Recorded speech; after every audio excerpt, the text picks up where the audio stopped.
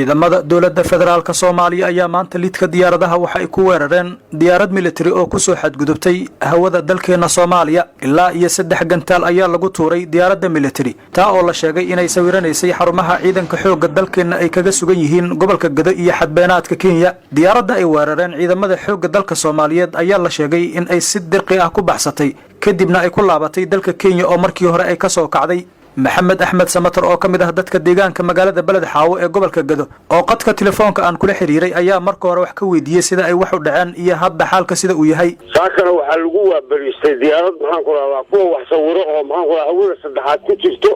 وعيدك كل شيء ستاجن عيدك كان قنطارة يكون في زين دبنا ومصون ونقول هان محنقول على عيدك وكتير إسلام بيتنت برشنت عقدت كما بحاله صحوي وكاسو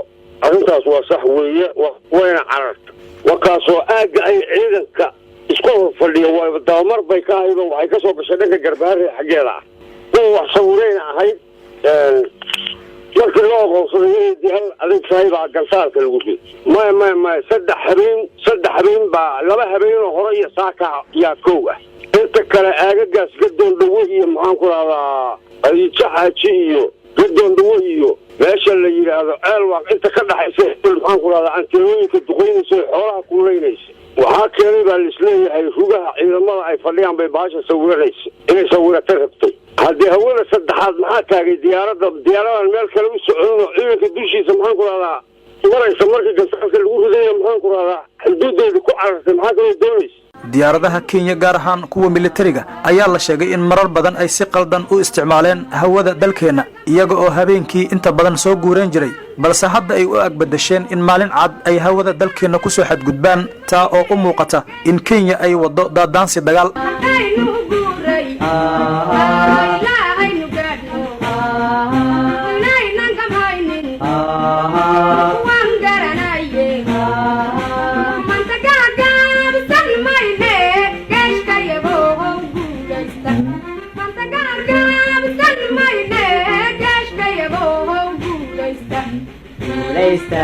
Gureysta, gulla gureyo, gureysta.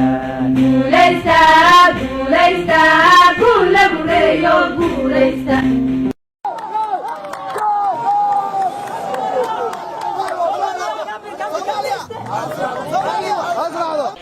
ku xirnow IBS Bank goob kasta iyo goor kasta adigoo isticmaalaya IBS Mobile Banking degso application-ka oo isticmaal adeega IBS Mobile Banking